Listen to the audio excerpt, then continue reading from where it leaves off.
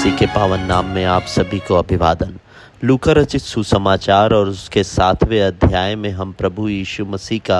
एक पापिनी स्त्री के साथ भेंट के विषय में पढ़ते हैं। ऐसी पापिनी स्त्री जिसका पाप किसी से छुपा नहीं था। सारे लोग जो उसे जानते थे वह यह भी जानते थे कि वह पापिनी स्त्री है। जब वो पापिनी स्त्री प्रभु यीशु मसीह से मिलती है और उसके बाद जब प्रभु उसे देखते हैं और उसके विश्वास और उसके प्रेम को देखते हैं,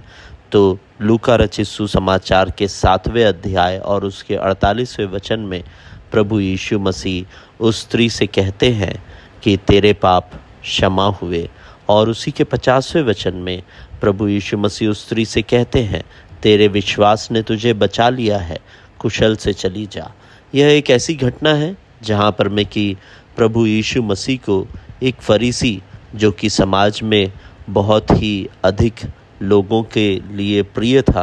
और लोगों की दृष्टि में एक उत्तम मनुष्य था, उसने प्रभु यीशु मसीह को अपने घर पर भोजन के लिए बुलाया। और जब प्रभु यीशु मसीह उसके घर में भोजन करने गए तो उस नगर की एक पापिनी स्त्री यह जानकर कि प्रभु यीशु मसीह उस घर में भोजन करने गए हैं, एक संगमरमर के पात्र में कुछ इत्र ले आई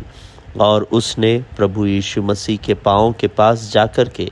प्रभु यीशु मसीह के पीछे खड़े होकर रोते हुए प्रभु यीशु मसीह के पाँव को आंसुओं से भिगो दिया और अपने सिर के बालों से उसके पाँव को पोंछ दिया और उसके पाँव को बार बार चूम कर उसने प्रभु के पाँव पर इत्र मला।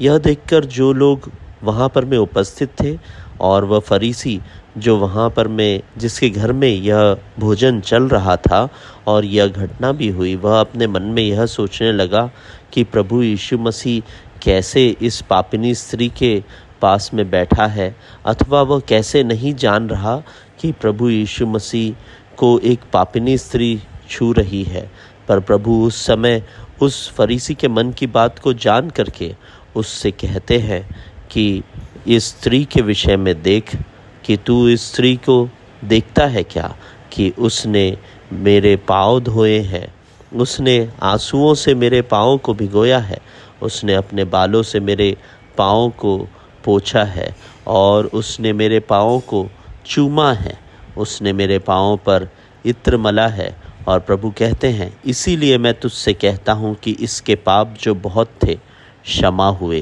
क्योंकि इसने बहुत प्रेम किया।